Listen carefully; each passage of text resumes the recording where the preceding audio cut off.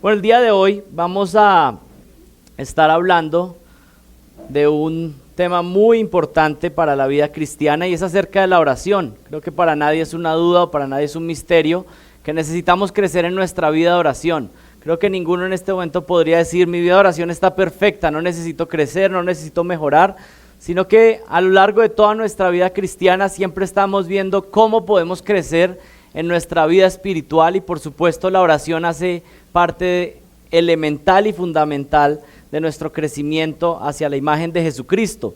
Así que el día de hoy vamos a estar en Marcos capítulo 11, del versículo 20 al versículo 26. Marcos 11 del 20 al 26 y hoy vamos a estar viendo las marcas de una vida de oración fructífera. Las marcas de una vida de oración fructífera desde Marcos capítulo 11 del versículo 20 al versículo 26. Esa es la porción de la escritura que vamos a estar considerando esta mañana. Pero a manera de introducción, quisiera contarles una historia que muchas veces no se conoce, pero es acerca de Martín Lutero. Tal vez todos han escuchado de Martín Lutero, pero Martín Lutero fue un hombre clave en el inicio de la Reforma Protestante, ahí en Alemania. Sin embargo, ningún avivamiento que ha vivido la historia de la iglesia ha sido con un solo hombre.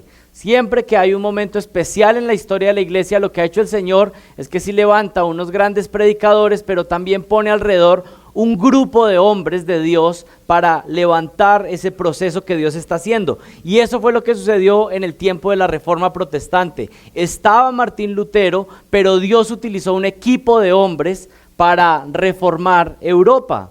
Este también fue el caso de Lutero, que el Señor le puso un equipo de hombres a su alrededor, y uno de esos hombres es un hombre que se llamaba Philip Melanchthon. Philip Melanchthon, y tal vez ustedes no han escuchado de él, pero este hombre, Felipe Melanchthon, era la mente teológica detrás de Lutero. Era un hombre que era muy preciso con las escrituras, con la teología, y fue un hombre que ayudó en el proceso de la reforma. Había otros hombres, había otro que se llamaba Lucas Cranach, que tenía una imprenta. Entonces todo lo que Lutero producía, él lo imprimía y lo fotocopiaba rápido y se propagaba rápidamente por Alemania, Europa. Era un equipo de hombres trabajando para el impulso de la reforma. Pero hay una historia poco conocida acerca de Lutero y Philip Melanchthon, que se las voy a leer. En una ocasión, Philip Melanchthon estaba enfermo, casi por morir, y Lutero le dijo: Philip, aún no podemos prescindir de ti, te necesitamos. Y luego Lutero se lanzó en sus rodillas y estuvo orando por más de una hora, suplicando a Dios que recuperara la salud de Philip. Estaba Philip ahí acostado enfermo y Lutero, cuentan los historiadores, que se tiró ahí al lado de su cama a orar por más de una hora. Luego, cuando Lutero se levantó, Melanchthon le dijo: Martín, ¿por qué no me dejas ya que me vaya en paz a ver a mi Señor? Pero Lutero le dijo: no, Philip, aún no podemos prescindir de ti. Después de esto, Lutero ordenó que le trajeran una sopa a su amigo, pero Philip le seguía diciendo: Martín, no insistas más, déjame ir en paz. Lutero le contestó: tómate esta sopa o te excomulgo. Y eso es para que conozcan un poco el carácter de Lutero. Excomulgo le está diciendo: mira, si no te tomas la sopa te voy a poner en disciplina en la iglesia, ¿sí? A expulsarte. Melanchthon se tomó la sopa y al poco tiempo empezó a sentirse mejor. Y después se levantó y pudo seguir trabajando fuertemente por varios años en la Reforma Protestante. Cuando Lutero llegó a su casa, miró a su esposa y le dijo: el Señor me regresó a mi amigo hoy de vuelta como una respuesta a mi oración. ¿Y por qué hago esta introducción? Porque ¿quién de nosotros no quisiera tener una vida de oración fructífera como la de Lutero? Y si ustedes escudriñan más acerca de la vida del reformador, van a encontrar que gran parte del impacto que tuvo es porque tenía una vida de oración vibrante y fructífera con el Señor. Lutero decía que los días que oraba normal, pues oraba unas cuantas horas, pero el día que estaba más ocupado, que tenía más cosas que hacer, entonces dice que oraba el doble, porque necesitaba el doble de la fortaleza de Dios para hacer lo que tenía que hacer. Y es una visión tal vez diametralmente opuesta a cómo vivimos nuestras vidas. ¿Qué hacemos cuando estamos más ocupados? Decimos: no, pues no hay tiempo para orar. Pero Lutero veía que si venía un día muy ocupado, con muchas tareas, pues decía: necesito orar más porque necesito más de Dios con todo lo que tengo que hacer. Y esa realmente es una vida de oración fructífera. Pero el día de hoy desde Marcos capítulo 11, versículo 20 al 26, conoceremos dos marcas de una vida fructífera de oración. Y creo que todos estamos a la expectativa de cómo puedo crecer en mi vida de oración, cómo mi vida de oración puede ser más eficaz, más fructífera. Pues vamos a leer el pasaje. Dice así: por la mañana, cuando pasaban, vieron la higuera seca desde las raíces. Entonces Pedro, acordándose, le dijo: Rabí, mira, la higuera que maldijiste se ha secado. Y Jesús le respondió diciéndole: tened fe en Dios. En verdad os digo que cualquiera que diga a este monte: quítate y arrójate al mar, y no duda en su corazón, sino que crea que lo que dice va a suceder, le será concedido. Por eso os digo que todas las cosas por las que oréis y pidáis, creed que ya las habéis recibido y os serán concedidas. Y cuando estéis orando, perdonad si tenéis algo en contra de alguien, para que también vuestro Padre que está en los cielos os perdone vuestras transgresiones. Pero si vosotros no perdonáis, tampoco vuestro Padre que está en los cielos perdonará vuestras transgresiones. Oremos. Padre, te damos gracias por tu palabra, porque nos instruye. Y el día de hoy, Señor, continúo con lo que ha sido mi oración en estos días pasados. Y es que, Padre, conviertas esta iglesia en una iglesia de oración.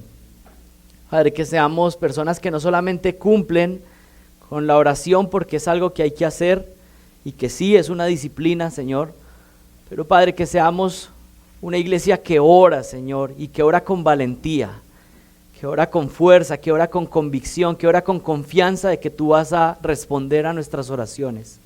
Padre, que esta sea una iglesia que ore con fe en el Dios verdadero, y que sea una iglesia que ore siempre conforme a tu voluntad.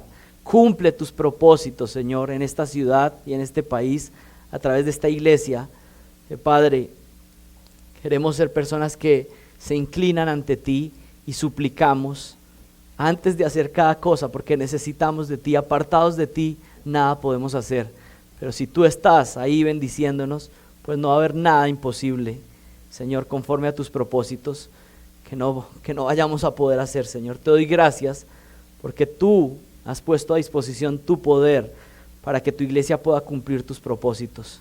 Ayúdanos a orar, y así como un día los discípulos dijeron, hoy te pedimos también, enséñanos a orar, Señor. Te pido esto en el nombre de Jesucristo. Amén.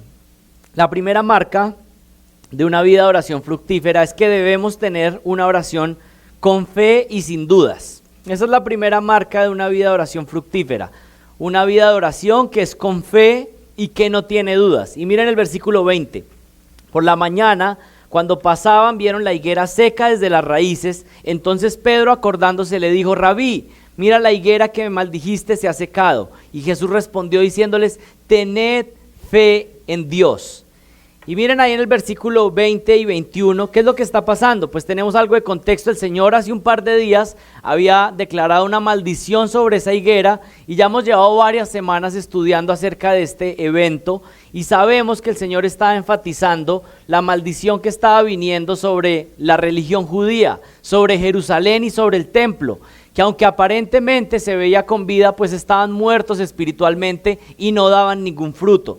Así que Jesús había maldecido la higuera, que tenía apariencia de fruto hace un par de días, y ahora Pedro la está viendo y se está dando cuenta: mira, lo que tú dijiste, lo que tú declaraste, pues está sucediendo. Esa higuera está muerta desde las raíces. Así que cuando van caminando de nuevo cerca al Monte de los Olivos, pues están en esta situación, y nos recuerda dos cosas particulares. ¿Qué aprendimos acerca de la maldición de la higuera? Bueno, en primer lugar, que Jesús le estaba dando un mensaje radical y definitivo al sistema religioso judío. Estaba diciendo que tenían apariencia de vida, pero realmente estaban muertos porque no daban fruto. Recuerdan, tenían un gran templo, pero el templo se había convertido en un lugar de mercado, en un lugar de negocio. No era un lugar para que los judíos pudieran solamente adorar a su Dios con integridad y que los gentiles pudieran conocer al Dios verdadero, sino que habían convertido el templo, que era un templo de oración y de adoración, en un mercado. Parecía más bien una plaza de mercado el templo. Habían convertido lo sagrado en algo impuro, y el Señor estaba declarando que así como estaba maldiciendo a esa higuera que no daba fruto, también vendría una maldición sobre este sistema que sería terminado en ese momento. Pero en segundo lugar, vimos que la omnipotencia de Dios puede ser usada tanto para bendecir como para maldecir. Recuerdan que vimos hace unas cuantas semanas que Jesucristo comúnmente usó su poder sobrenatural y la capacitación del Espíritu Santo para hacer milagros que eran de bendición. Por ejemplo, dar vista a un ciego, dar oídos a un sordo, levantar a un paralítico. Eran milagros que mostraban la bendición, el favor de Dios. Pero también vimos que el Señor puede utilizar ese mismo poder, esa misma omnipotencia para maldecir a alguien. Y es lo que finalmente va a suceder con los incrédulos al final del tiempo. Los creyentes disfrutarán de la omnipotencia de Dios para bendecirlos eternamente, pero los incrédulos experimentarán la omnipotencia de Dios para castigarles eternamente. Así que el poder de Dios puede ser experimentado de dos maneras: para los que son suyos con bendición, y para los que están en contra suyo y no dan fruto, pues maldición. Así que esto fue una segunda instrucción que vimos, y es lo que nos resalta ahí en el versículo 20 y 21. Pedro se está acordando de lo que sucedió. Mira, Rabí, la higuera que maldijiste se ha secado. Ahora consideremos el versículo 22. Jesús va a usar la maldición de la higuera para darles otra lección espiritual. ¿Y cuál es la lección espiritual que les va a dar acá? Y es que el poder de Dios está disponible para sus hijos siempre y cuando tengamos fe en Él y estemos caminando en integridad delante de Él. ¿Cuál es la lección espiritual que va a enseñar el Señor también a través de la higuera? Decirles, miren, el poder de Dios va a seguir estando disponible para ustedes siempre y cuando ustedes tengan fe verdadera y caminen en integridad. Jesús está por ascender al cielo, así que tiene que darles instrucciones diciéndoles, ustedes han experimentado mi poder sobrenatural cuando he estado cerca de ustedes, pero ahora que yo me voy, ese poder seguirá estando disponible para ustedes por medio de la oración. ¿Recuerdan que los discípulos también habían hecho milagros y habían podido hacer cosas maravillosas porque estaban cerca de Jesús? Ahora Él les dice, yo me voy, yo me marcho, pero quedará disponible ese poder para ustedes a través de la oración y la fe. Y eso no solamente aplica para los apóstoles, sino que aplica para los que creerían a través del mensaje de los apóstoles. El poder de Dios, la omnipotencia de Dios está disponible para los hijos de Dios para que cumplan los propósitos de Dios. Y eso sigue siendo una realidad hoy en día. La falta de fruto del sistema judío se debía a que estaban intentando hacer la adoración a Dios sin tener en cuenta a Dios. Y lo que el Señor les está diciendo ahora es, ustedes seguirán haciendo la labor de ministerio, ustedes llevarán a las personas a la adoración verdadera, pero jamás van a poder ejecutar esa tarea si no lo hacen de la mano del Señor, a través de la fe y la oración. El sistema judío va a ser cancelado por este momento y ahora la iglesia va a ser el medio por el cual los creyentes entrarán al reino de los cielos. Y ustedes no pueden ejecutar esa tarea si no lo hacen por medio de la fe y la oración. Es lo que les está instruyendo ahí. Separados de mí, nada van a poder hacer. Así que Jesús en primer lugar les va a enfatizar que el primer principio de la oración, para que sea una oración efectiva y fructífera, es tener una fe verdadera en Dios. Miren el versículo 22. Y Jesús respondió y les dijo ¿qué? Tened fe en Dios. ¿Cuál es el primer principio para tener una vida fructífera de oración? Pues tenemos que tener fe en Dios. Tenemos que creer en Él, tenemos que descansar en Él, tenemos que confiar en Él. Y esta no simplemente puede ser una fe abstracta o una fe intelectual que dice, sí, yo creo en Dios, pero estoy angustiado. Es como aquellos que dicen, yo creo en la soberanía de Dios, pero se la pasan angustiados. Pues eso es incompatible. Yo creo que Dios es bueno, pero no estoy de acuerdo con lo que está pasando en mi vida en este momento. Pues hay una incompatibilidad entre lo que digo creer y lo que realmente creo. Creer en Dios es creer en el Dios verdadero de las Escrituras y que eso se vea reflejado en mi vida. Creer que realmente Dios existe y que los atributos que están de Él en la Biblia son verdaderos y aplican para mi vida. Es lo mismo que enfatiza Hebreos capítulo 11 versículo 6. Sin fe es imposible agradar a Dios, porque es necesario que el que se acerca a Dios crea que Él existe. Es un versículo tan que hemos repetido tantas veces, pero tan simple cuando lo vemos. Dice, si usted se acerca a Dios, pues usted por lo menos tiene que creer que existe. No es que usted está lanzando una oración, o si usted está lanzando ese tipo de oraciones, bueno, yo la lanzo para ver si algo resulta, para ver si de pronto un Dios existe, pues que la escuche. ¿Ustedes han escuchado incrédulos que oran así? Pues yo no creo en Dios, pero de repente tiro una oración porque algunos me han dicho, como pues yo no creo en Dios, pero de repente yo sí me lanzo mis oraciones, porque de pronto sí funciona. Bueno, eso no es una fe que agrada a Dios. El que se acerca a Dios tiene que creer que Él existe y que es remunerador de los que le buscan. Así que el primer elemento de una vida fructífera de oración es tener fe, pero fe verdadera en Dios. Pero miremoslos primero desde la parte negativa. ¿Cuál es la clase de fe que no agrada a Dios? ¿Cuál es la clase de fe que no funciona para tener una vida de oración fructífera? Y les voy a dar algunas clases de fe falsas o equivocadas que no permiten que usted tenga una vida de oración fructífera. Por ejemplo, no es una clase de fe en nosotros mismos. La clase de fe que se requiere de la oración fructífera no puede ser una clase de fe en nosotros mismos. ¿Qué clase de fe es esa? Es la clase de fe barata que se promociona hoy en día, donde le dicen confía en ti mismo, ten fe en ti mismo. ¿Han escuchado eso una y otra vez? En los comerciales y ahora hasta en las iglesias. Ten fe en ti mismo, descubre el campeón que hay en ti, ¿sí?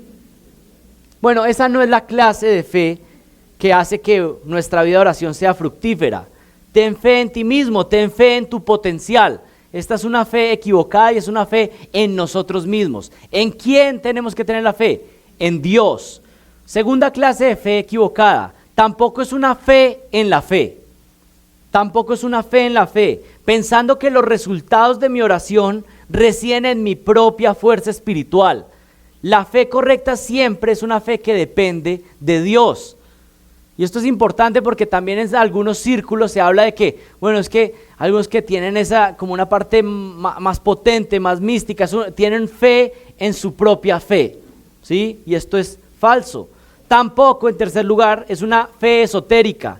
¿Qué significa esto? Como si fuera algo místico o reservado para algunos seres especiales o elevados.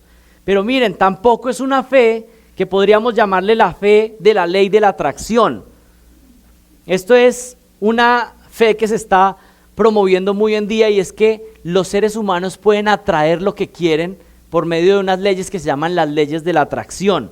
¿Y eso qué es? Bueno, es algo que también le llaman programación neurolingüística, algunos le están poniendo el término coaching, y todo eso se está metiendo en las iglesias. Y le están diciendo a la gente que esa es la fe que tienen que tener para obtener lo que quieren. Es decir, ley de la atracción es piense positivo. Usted jamás puede decir palabras negativas, sino que tiene que decir palabras positivas siempre. Y eso pues la gente a veces está como, dicen va a llover, no, lo reprendo. No lo recibo. Y como que pues yo no sé si lo va a recibir o no, pero el aguacero viene. Y si no lo quiere recibir, pues saque una sombrilla para no recibir la lluvia, ¿sí? Pero todo esto es una mezcla de religiones místicas, metafísica, que algunos quieren revolver con cristianismo y a veces hasta tiene involucrado ahí un poco de brujería, ¿sí? Gente declarando cosas y pensando que si dice o hace esto o aquello o repite ciertas palabras, entonces va a pasar. Y a eso le llaman ley de la atracción, ¿sí? Que si entonces hablan positivo, todo lo que les va a pasar es positivo. También hay algo de visualizar. Entonces usted quiere cambiar de carro, entonces tiene que poner el carro para verlo una y otra vez, o de casa. Miren, todo esto no tiene nada que ver con el cristianismo verdadero. Mire imágenes de abundancia para que tenga abundancia. Bueno, esta tampoco es la clase de fe que Dios está demandando de nosotros para tener una vida fructífera. Así que algunos van a llegar a su casa a recoger algunas fotos, a cambiar algunas imágenes positivas que tengan en el celular.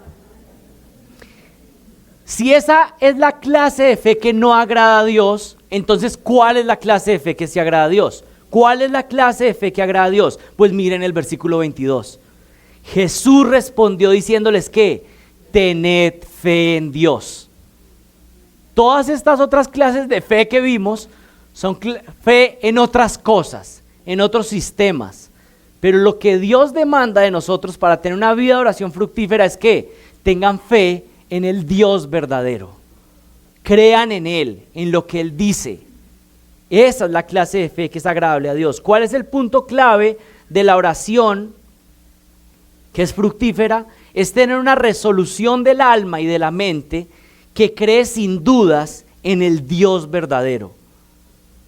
Entonces miren que esto no se trata tanto de empezar a pensar que pase lo bueno, no, esto se trata de empezar a decir, yo quiero confiar definitivamente en ese Dios y no quiero dudar y quiero saber cuál es su voluntad y que si estoy pidiendo algo que es conforme a su voluntad, entonces voy a descansar, voy a dormir tranquilo porque Él es el Dios todopoderoso y Él me sostiene y Él provee para lo que yo necesite.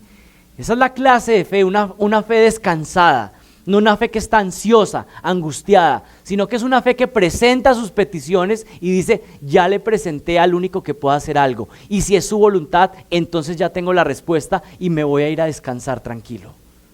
Esa es la clase de fe que el Señor quiere. La clase de fe es la que estamos angustiados, estamos llorando, estamos desesperados, pero nos arrodillamos a orar a nuestro Señor y nos levantamos gozosos y tranquilos, porque confiamos en Él, porque tenemos fe en Dios.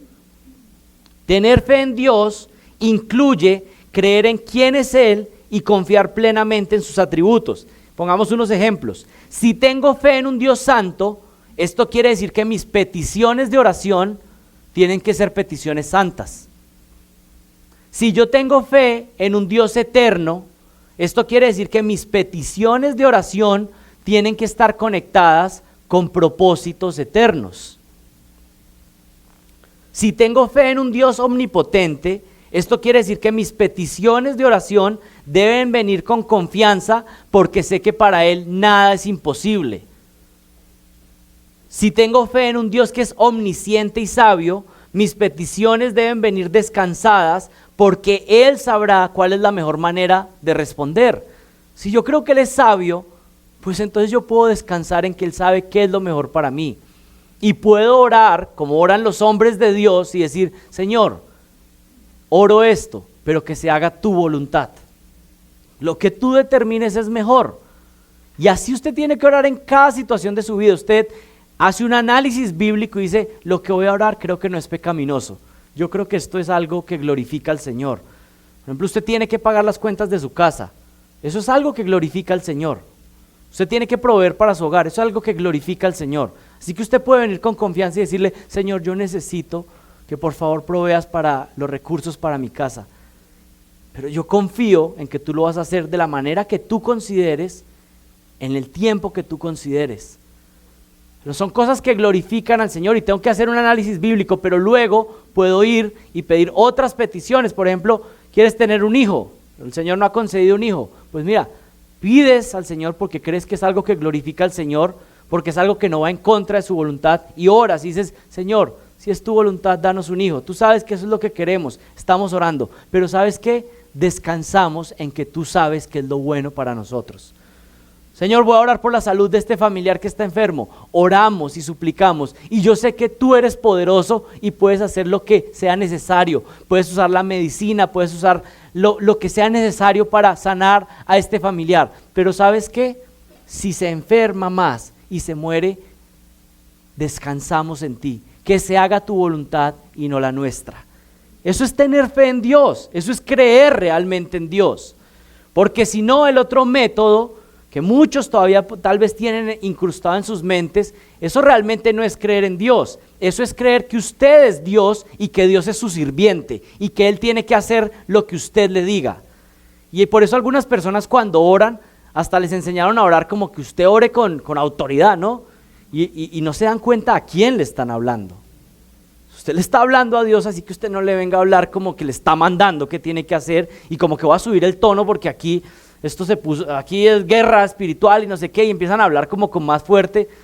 Mire, usted se acerca a Dios con toda confianza, valentía y convicción diciendo, Señor, estoy convencido que esta es tu voluntad y yo te suplico que hagas esto. Y estoy convencido que voy a recibir esta petición. Pero ¿sabes qué? Haz tu voluntad. Venir con humildad porque Él es Dios y nosotros somos sus criaturas. Yo creo que muchos se acercan de una manera muy reverente hacia Dios. Podemos venir en confianza, es nuestro amigo, es nuestro padre, pero es un padre que al mismo tiempo es fuego consumidor. Y esas dos cosas son reales, y eso mismo tiene que pasar en una casa de familia. Los hijos se pueden acercar a su papá con toda confianza. Se le puede montar en la cabeza y jugar y despelucar al papá, ¿cierto? Pero tienen una reverencia porque es su papá y tienen un temor santo. Y por supuesto estoy hablando del ejemplo del papá en casa. Esto no se aplica completamente a Dios. No crean que en el cielo se le van a montar a Dios en la cabeza y todo eso. Pero es lo más semejante que tenemos a que un padre en una casa debe generar un temor reverente en sus hijos. Sus hijos se pueden acercar con toda confianza, pero temen. Y comúnmente en una casa que está funcionando bien, los hijos temen al padre. Pero también se le pueden acercar con toda confianza a hablar de lo que necesitan. Eso es muy similar y es de lo que los puritanos hablaron, del temor filial que debía haber entre el creyente y Dios. Que estamos confiados, venimos delante de Él y le decimos: Señor, estas son mis necesidades, estoy llorando por esto, esto es lo que me está pasando, esto me duele, esto solamente lo puedo hablar contigo, Señor. Tenemos toda la confianza, pero al mismo tiempo recuerdo que Él es el Dios santo y poderoso. Las dos cosas son reales en una vida de oración saludable. Miren el versículo 22. Y Jesús respondió diciéndoles: tened fe en Dios. Y miren el versículo 23. En verdad os digo que cualquiera que diga a este monte: quítate y arrójate al mar, y no dude en su corazón, sino que crea que lo que dice va a suceder, le será concedido. Ahora en el versículo 23, el Señor va a ilustrarles el poder que tienen a su disposición. En palabras simples, ¿qué les está diciendo? Ustedes están unidos a mí y al Padre, y ahora que yo me marcho, la omnipotencia de Dios sigue estando disponible por medio de la fe y la oración. Si ustedes están disponibles, si ustedes están dispuestos a obedecer la voluntad de Dios.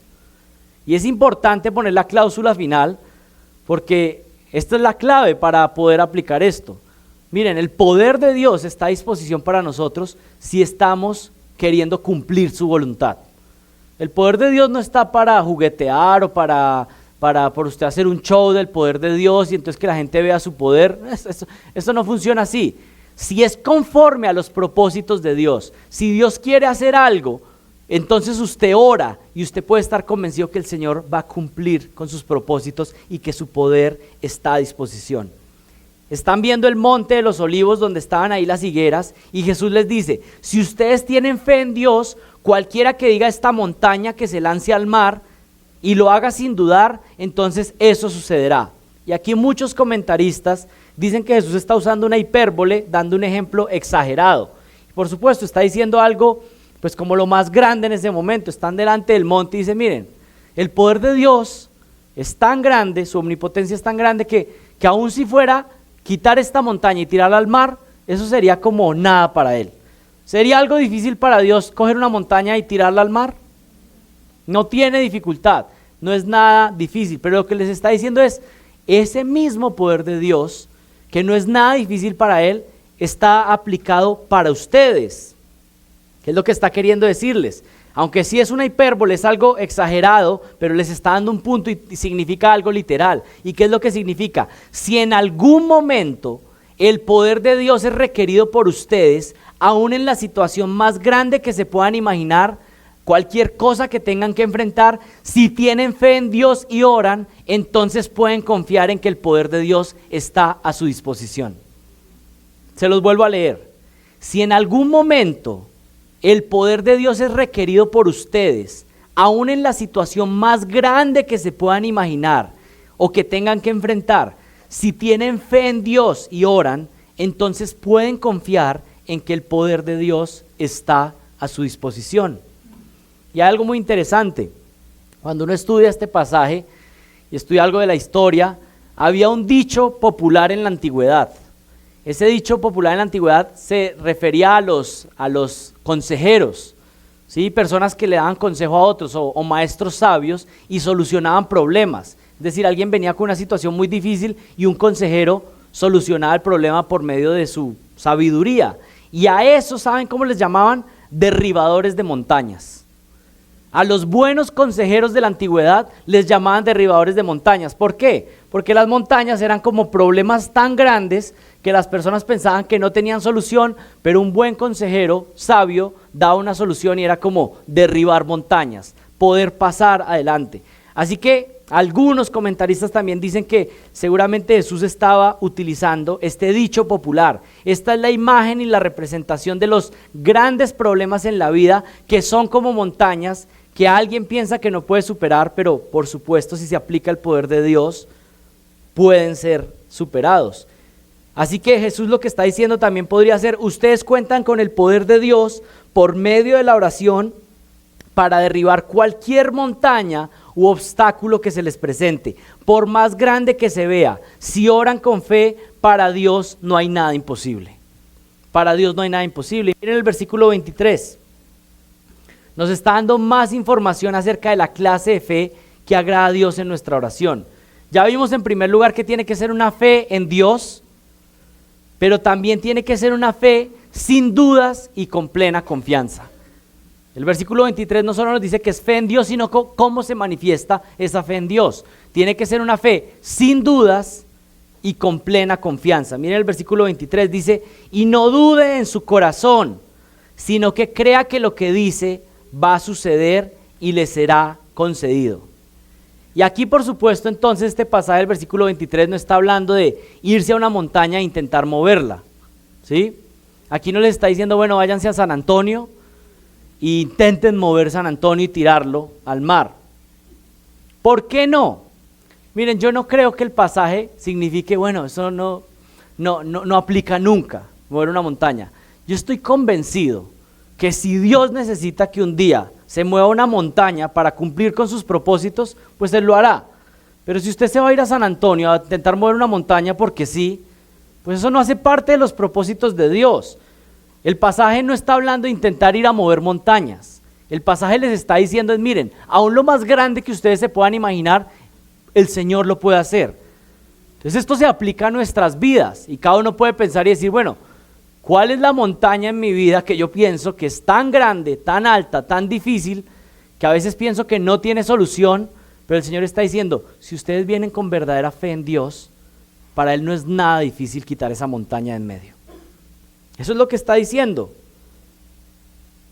Si nuestras oraciones son conformes a su voluntad, a sus propósitos, entonces Dios nos dice que podemos estar confiados y que ninguna tarea será imposible. ¿Cómo ponemos esto práctico? Pues no dudemos cuando oramos si estamos orando conforme a la voluntad de Dios. ¿Cómo podemos aplicar esto a nuestras vidas? Voy a ponerles unos cuantos casos. Una mamá o un papá que están pasando por un momento difícil en la crianza de sus hijos y sienten que hay una situación que se está saliendo de las manos y sienten que es como una montaña insuperable. Miren lo que está diciendo el Señor es, tu padre que estás criando a esos hijos y que piensas que esto no tiene solución, que esto es muy difícil, que hacer homeschool con ellos es muy difícil, que tratar de que sean disciplinados y obedientes, que guiarlos en el camino del Señor es algo abrumador. Y a veces una mamá puede estar abrumada y hasta llorando diciendo, siento que no puedo más, siento que se me están saliendo de las manos. El Señor dice, mira, si tú piensas que esa es la montaña más grande, el poder de Dios es mucho más grande que esa montaña. Así que ora con fe. Mamá, puedes ir delante de Dios confiada y decirle, ¿sabes qué, Señor? Necesito ayuda. Y muchas veces estamos cargados y sobrecargados, ¿por qué? Porque hemos estado intentando hacer las cosas en nuestra propia fuerza, cuando el Señor te dice, mis recursos y mi poder está disponible para ti, para que puedas enfrentar esta situación. Así que un padre, una mamá que está teniendo dificultades en la crianza con sus hijos, puede orar y no dudar para que el Señor les sostenga. Algunos tienen dudas de que su matrimonio por fin pueda estar en paz y que sea un refugio. Algunos no tienen un matrimonio como una relación de refugio amoroso donde es un gozo llegar a la casa, sino que algunos dicen, qué difícil llegar a casa otra vez, porque es una guerra constante. Y algunos piensan, bueno, eso es una montaña que lleva años y va creciendo cada año. El Señor dice que ores y no dudes, porque lo que tú no has podido hacer por tus propios medios, Dios lo puede hacer. Pero tenemos que orar con fe y suplicarle al Señor que actúe. Alguno piensa y está angustiado porque la provisión económica va a faltar y siente que en el futuro no va a tener lo suficiente. Pues el Señor dice que leamos Mateo 6:26 y que recordemos que Él alimenta a los pajaritos y les da cada día lo que necesitan. ¿Y saben qué dice ese pasaje? Que nosotros somos más valiosos que los pajaritos y que Él tiene cuidado de ellos, así que mucho más va a tener cuidado de nosotros. Y oramos con confianza: Señor, ayúdanos, provéenos, cuídanos. Eso es tener fe en Dios, conocer las Escrituras y confiar en el Dios verdadero. Y el versículo 23 dice que no dudemos en el corazón. Miren, que no haya duda en nuestro corazón. ¿Qué quiere decir esto? Que no dejas que tu parte interna, tu mente, tu corazón, la parte interior se llene de inquietudes o preguntas, sino que si oras y confías en Dios, entonces tienes que estar descansado, confiado en que ya presentaste las peticiones a Él. Si estás seguro que es la voluntad de Dios, entonces ora con confianza y ve y descansa haciendo lo que te corresponde. Y es importante esa última parte, hacer lo que te corresponde. Bueno, Señor, dame trabajo, y no sale a buscarlo. Señor, dame trabajo, y no manda las hojas de vida. Así no funciona, ¿sí? Tengo un chiste, pero no lo voy a contar porque es largo. Bueno,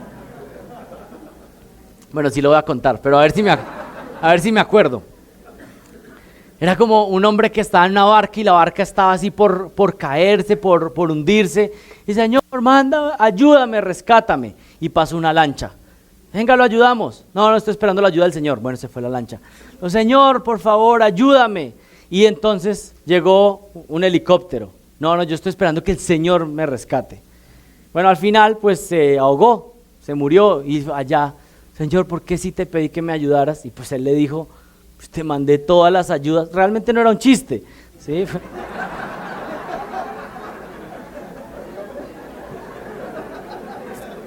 Eso pasa a veces, que uno cuenta un chiste y resulta que no era un chiste. Pero bueno, entendieron el punto, ¿cierto? Oramos al Señor, pero tenemos que hacer lo que nos corresponda. Bueno, ahí desperté a unos cuantos. Versículo 23. En verdad os digo que cualquiera que diga a este monte: quítate y arrójate al mar, y no dude en su corazón, sino que crea lo que dice que va a suceder, le será concedido. Entonces, ¿qué significa esto? Debemos creer sin dudas, pero también debemos pedir con confianza en el Señor, creyendo que lo que hemos pedido ya lo tenemos. Y miren, a veces llegamos a este versículo y comúnmente en nuestros círculos, en círculos de sana doctrina, de tal vez algunas iglesias más reformadas, es como: pues este versículo suena como carismático, como así que crea lo que pidió y que esté convencido que ya lo recibió. Algunos: ¿este versículo será que sí? Pues mire, quiero decirles algo, es lo que dice la Biblia y tenemos que creerlo. Porque algunas veces nuestras cajitas teológicas nos quieren llevar a que, entonces, eso no lo puedes creer, o esos versículos ignorémonos. No, lo que dice la palabra es aquí que ora con confianza, y si estás orando conforme a la voluntad de Dios, entonces descansa.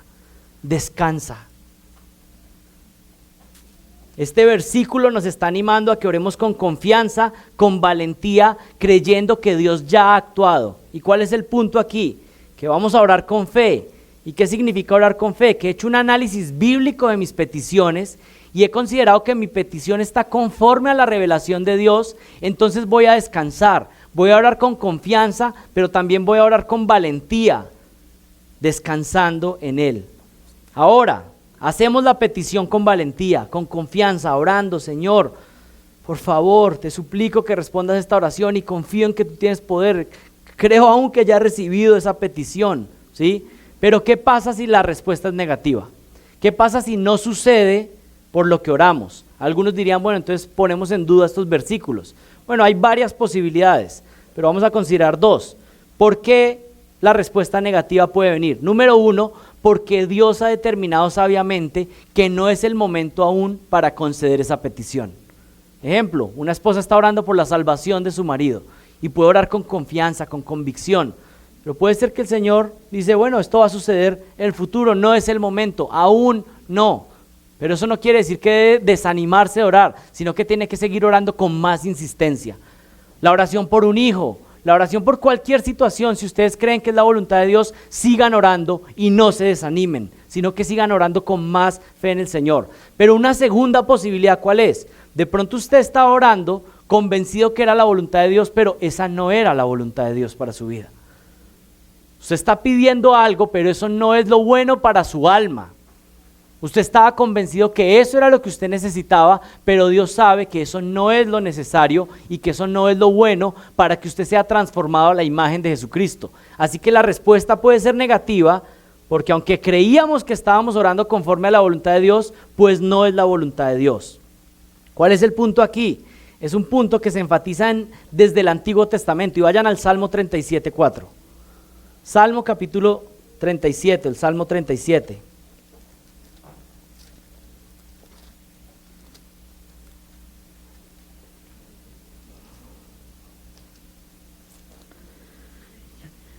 Y es un pasaje muy conocido, comúnmente nos lo memorizamos en Reina Valera, y es: deleítate a sí mismo en Jehová, y Él concederá las peticiones de tu corazón. Este pasaje es un pasaje muy repetido, muy conocido, pero a veces mal entendido. Deleítate a sí mismo en Jehová, y Él concederá las peticiones de tu corazón. En Biblia de las Américas dice: pon tu delicia, es decir, que tu deleite, que tu disfrute sea Dios. Que tu disfrute no sean las cosas de este mundo, sino que tu disfrute sea Dios, y Él te dará las peticiones de tu corazón. ¿Qué significa este salmo? Y está conectado con lo que estamos aprendiendo esta mañana. Miren, si usted es una persona que se deleita en Dios, es decir, su gozo es Dios, si su deleite es la palabra de Dios, si para usted su mayor deleite es cumplir la voluntad de Dios, obedecer a Dios, hacer lo que Dios manda en su palabra, si la ley de Jehová es su deleite, su miel, es su oro, les hago una pregunta y no tienen que contestarla, solo ahí en sus mentes. ¿Qué creen o cuáles creen que van a ser las peticiones que brotan de su corazón? Si su deleite es Dios, si su deleite es este libro y usted lo medita de día y de noche y usted quiere cumplir con la voluntad de Dios, ¿cuáles creen que van a ser las peticiones que salen de su boca? Pues quiero decirle algo: comúnmente, mayormente, van a ser peticiones que están conformes a la voluntad de Dios. Y el Señor le dice sí y sí y sí y sí múltiples veces, porque usted siempre está orando la voluntad de Dios. Algunos les gustaba el versículo, pero la parte final: Él va a dar los deseos de mi corazón. Pero su deseo de su corazón eran puras cosas de este mundo, llenas de carnalidad. Pero cuando Él dice: si tú te deleitas en mí, es decir, si yo soy tu delicia, comúnmente tus deseos van a ser cosas santas y estoy listo para concedértelas. ¿Y saben qué pide un hombre santo, una mujer santa? Señor, quiero ser un hombre prudente. Ayúdame, Señor, a manejar mi lengua. ¿Y saben qué dice el Señor? Te daré los deseos de tu corazón. Y una mujer va a decir: y quiero ser una mujer más piadosa, una mujer de oración. Y el Señor va a contestar esa oración y va a ser una mujer de más oración. Y no estoy diciendo que no pueden haber peticiones como por la provisión, pero si eso es lo principal, si ese es el grueso de sus oraciones, entonces quiero decirle que por supuesto usted está desenfocado, porque un hombre y una mujer de Dios, alguien que tiene su deleite en Jehová, principalmente sus oraciones van a estar saturadas por ser una persona que glorifique a Dios, que ame a Dios, va a orar para que su familia sea una familia santa. Va a ser una familia que, si va a orar por los recursos, no solo va a orar para que Dios le dé recursos. ¿Saben qué va a orar? Señor, dame sabiduría para administrar estos recursos y que te glorifiquen. Una persona que se deleita en Jehová comúnmente va a pedir peticiones que son agradables al Señor y Él las va a conceder. Deleítate a sí mismo en el Señor y Él concederá los deseos de tu corazón. Los deseos comúnmente estarán alineados con la voluntad de Dios. Y esta misma realidad o este mismo principio lo enseña Santiago capítulo 4, vayan ahí. Pero lo muestra de una manera negativa, pero es el mismo principio. Santiago 4, del versículo 3 en adelante dice: pedís y no recibís, porque pedís con malos propósitos para gastarlo en vuestros placeres. Oh almas adúlteras, ¿no sabéis que la amistad del mundo es enemistad hacia Dios? Por tanto, el que quiere ser amigo del mundo se constituye enemigo de Dios. Miren, algunos tienen una vida de oración fructífera donde comúnmente están recibiendo la respuesta positiva a sus oraciones. Y qué lindo ese tipo de vida, porque están alineados con la voluntad de Dios y el Señor va bendiciendo sus propósitos. Porque realmente antes de pedir algo en particular, primero están preguntando, esta petición sí es, esto hacia lo que vamos es lo adecuado.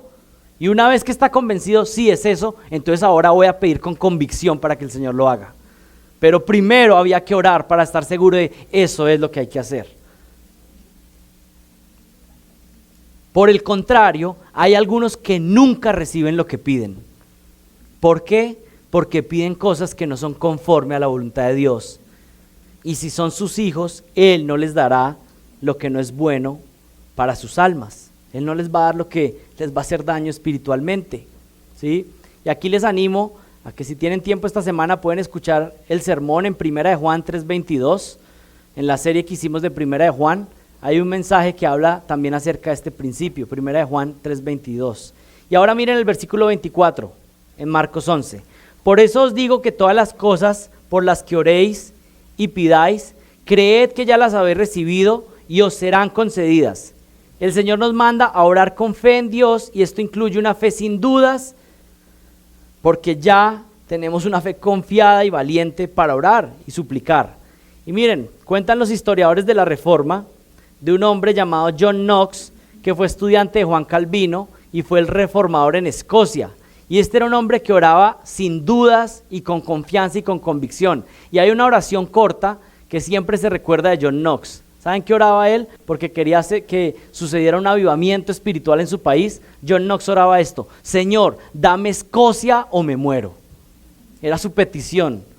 Entrega este país para que pueda conocer a Jesucristo.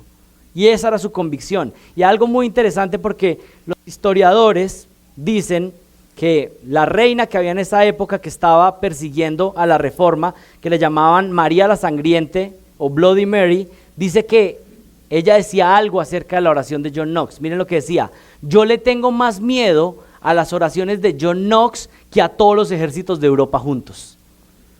Esa es la clase de oración y la clase de vida fructífera en oración que yo creo que ustedes y yo deberíamos desear. Una oración que tiene fe en Dios, pero que es valiente, que es convencida para cumplir los propósitos de Dios. Por supuesto, si estamos orando por banalidades, pues qué valentía vamos a tener de acercarnos al trono de la gracia. Pero si estamos orando para que Dios cumpla sus propósitos, para que Dios salve almas, para que Dios santifique personas, por supuesto que podemos ir con convicción y suplicar al Señor. Este es un llamado para que nuestra convicción profunda en la soberanía de Dios no apague nuestra vida de oración, sino que nos haga ser más valientes al orar. Ya vimos la primera característica de una vida de oración fructífera y es una fe genuina en Dios. Y en segundo lugar, se nos llama a tener una vida de oración con una conciencia limpia. Con una conciencia limpia. Miren el versículo 25. Cuando estéis orando, perdonad si tenéis algo contra alguien, para que también vuestro Padre que está en los cielos os perdone vuestras transgresiones. Pero si vosotros no perdonáis, tampoco vuestro Padre que está en los cielos perdonará vuestras transgresiones. La primera característica, ¿cómo se medía? Se medía de manera vertical, es decir, en nuestra fe hacia Dios. Pero la segunda característica de la vida de oración se mide en términos horizontales. ¿Qué quiere decir? En nuestra relación con los que nos rodean. ¿Qué quiere decir esto? Que en la vida de fe, en la vida de oración, tenemos que tener fe hacia Dios, pero tenemos que estar bien en nuestra relación con los que nos rodean. Es lo que está diciendo el pasaje. Es una relación vertical, pero también horizontal. Nuestra vida espiritual es vertical y horizontal. No puedes estar bien con Dios si no estás bien con los que te rodean. Por ejemplo, algunos dicen, mi vida espiritual está muy bien. No, yo con Dios estoy firme ahí, pero mi matrimonio está destruido. Eso es incompatible bíblicamente. O sea, no es como que usted puede estar bien con Dios, pero no estar bien con su esposa. Así no es la vida de un cristiano verdadero. No es la vida que presenta la Biblia. Claro que es una relación de fe, pero esa relación de fe se representa en cómo vivo con los que están a mi alrededor. Si todo lo que tengo a mi alrededor son problemas, conflictos, luchas, y yo soy el causante, pues no piense que está bien verticalmente. Eso es lo que presenta la Biblia. Es incompatible si usted cree lo contrario. Mira lo que dice el versículo 25, y cuando estéis orando, ahí literalmente dice cuando estéis de pie orando, y hace referencia a levantarse hacia Dios, dirigir su voz hacia Dios. Dice, perdonad si tenéis algo contra alguien, para que también vuestro Padre que está en los cielos os perdone vuestras transgresiones. Pero si vosotros no perdonáis, tampoco vuestro Padre que está en los cielos perdonará vuestras transgresiones. Miren, no podemos entrar en detalles ahí, pero el versículo 26, algunos dicen que no está en los manuscritos más antiguos. Sin embargo, aunque ese versículo 26 no estuviera en los manuscritos más antiguos, no es una verdad inventada o algo que es antibíblico. Más bien en Mateo 6:15 y en Mateo 18:35 se enseña la misma realidad. Es posible que algún copista, viendo que era la misma idea, pues complementara ese pasaje ahí, pero es algo que hace parte de las Escrituras. Pero entonces miremos cuál es el énfasis del versículo 25. Si vas a presentar tus peticiones delante de Dios, fíjate primero de tener un corazón con una disposición completamente limpia para perdonar cualquier ofensa de alguien que te haya ofendido. ¿Qué quiere decir esto? Que si vamos a ir a orar, pues no podemos presentarnos delante de Dios a presentar nuestras peticiones con odio en nuestro corazón, con amargura en nuestro corazón. ¿Y cuál es el punto? El punto es que si yo estoy yendo a orar delante de Dios y estoy orando genuinamente con fe en Dios, quiere decir que yo estoy yendo delante de Él a pedir algo, no porque crea que lo merezco, sino porque Él me ha perdonado por la gracia de Jesucristo.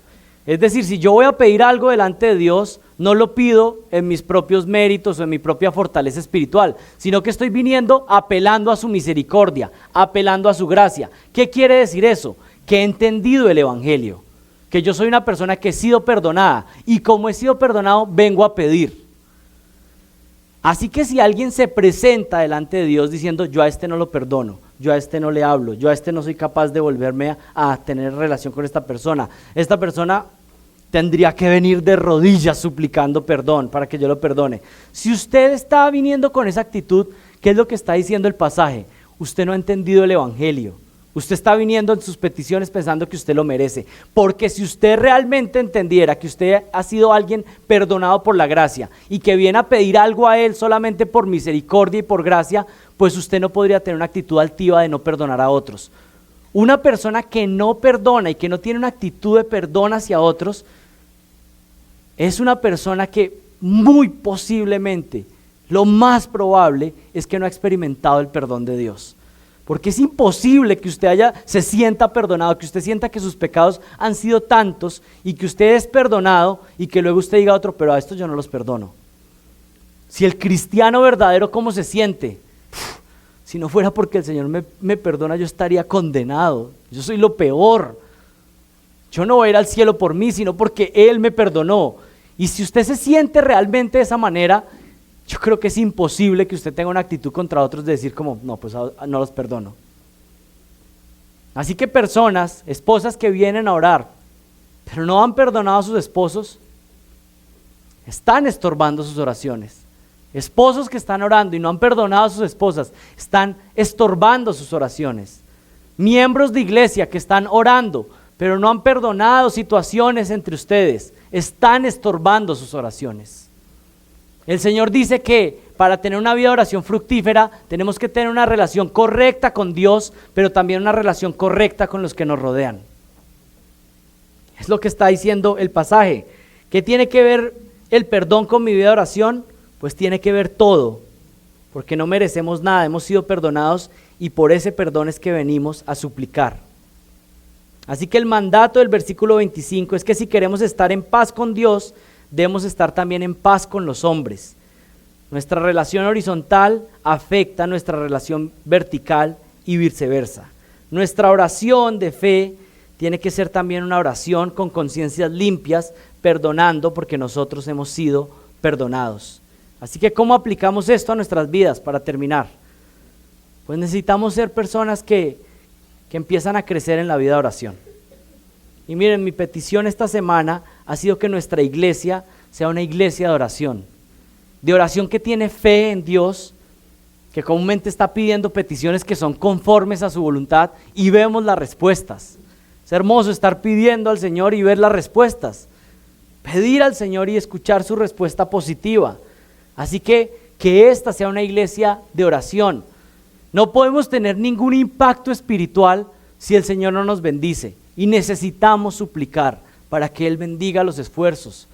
Venir aquí los domingos y ustedes del sábado estar orando, Señor, mañana háblame, por favor, habla a mi familia, habla a mis hijos en los estudios de los niños. Necesitamos estar orando y suplicando al Señor que haga una obra. Necesitamos ser una iglesia de oración, una familia de oración y personas de oración. Necesitamos tener una vida de oración con fe y valiente y con una conciencia limpia. Quisiera terminar contándoles una anécdota de Charles Spurgeon, que fue un hombre que también tuvo un impacto particular en su época y en su país, ¿sí? Él predicó en una iglesia que se llama el Tabernáculo Metropolitano en Londres, y esa iglesia llegó a tener una capacidad, porque todavía tiene, sino que fue creciendo, pero cada servicio alojaba 6,000 personas, y había varios servicios el domingo y durante la semana. Dicen que Spurgeon predicaba todos los días, y cabían 6,000 personas en el auditorio principal. Un día un amigo de Spurgeon lo visitó para conocer el edificio de la iglesia. Esto fue antes del servicio de la tarde. Su amigo se detuvo un momento y le preguntó a Spurgeon: ¿cómo es que tú puedes tener un ministerio tan impactante y mantener a las personas interesadas por tantos años de ministerio? Y Spurgeon le dijo: mira, te voy a llevar al sótano del edificio para que veas la respuesta. Y fueron al sótano del edificio y había una puerta para un gran salón en la parte subterránea del edificio. Y dice la historia que Spurgeon abrió despacito la puerta sin hacer ruido y le dijo: mira, aquí está el fuego de mi ministerio. Cuando entraron había casi 1,000 personas debajo del auditorio principal orando para que Dios bendijera el servicio que estaba por comenzar. Y Spurgeon le dijo: ¿quieres conocer el fuego y el poder de este ministerio? Pues mira, en cada servicio hay 6,000 arriba, pero hay 1,000 debajo que están orando para que el Señor haga una obra. Si queremos hacer algo que tenga impacto espiritual realmente, ¿saben qué necesitamos? Suplicar a Dios en oración que Él haga una obra. Porque apartados de Él, nada podemos hacer. Pero si el poder de Él está a nuestro favor para hacer el ministerio, pues no hay nada imposible si estamos cumpliendo sus propósitos. Así que yo les animo a que seamos soldados de oración en esta iglesia, hombres y mujeres que oren con fe y que tengamos conciencias limpias delante de Él cuando vengamos en oración. Oremos. Padre, te doy gracias, Señor, por el privilegio que tenemos de orar, pero también te pido perdón porque yo creo que somos tan tontos, Señor, desaprovechando la oportunidad que tenemos de ir delante de ti antes de cada reunión y suplicar que nos des sabiduría para hablar, antes de cada negocio, antes de cada conversación con empleados. Orar, Señor, y suplicarte que podamos ser representantes fieles de Jesucristo, de ir con tu poder. Padre, antes de hacer cada ministerio, de venir a servir en la iglesia, en cada tarea, ¿cómo nos atrevemos a venir a servir a la iglesia sin pedir de tu ayuda, Señor? Qué necios y qué tontos somos, haciendo las cosas sin ningún impacto espiritual porque estamos alejados de ti. Padre, ¿cómo nos atrevemos a criar a nuestros hijos sin orar por ellos? Padre, ¿cómo queremos tener matrimonios más fuertes si no oramos por nuestras esposas? Padre, perdónanos y límpianos. Y por favor te suplico, Señor, que levantes un fuego, una pasión en nosotros para orar, Señor. Y para orar genuinamente, para creer en ti, para tener fe en ti, Señor. Pero también con conciencias limpias, que cuando nos presentemos delante de ti, estemos limpios, Señor, porque hemos tratado las situaciones con los que están a nuestro alrededor. Y también sea un tiempo de confesión de pecados, para luego pedir por tu gracia y por tu misericordia que conceda las peticiones de nuestro corazón. Señor, ayúdanos a que esta iglesia sea una iglesia que se deleita en Jehová y podamos recibir los deseos de nuestro corazón. Amén.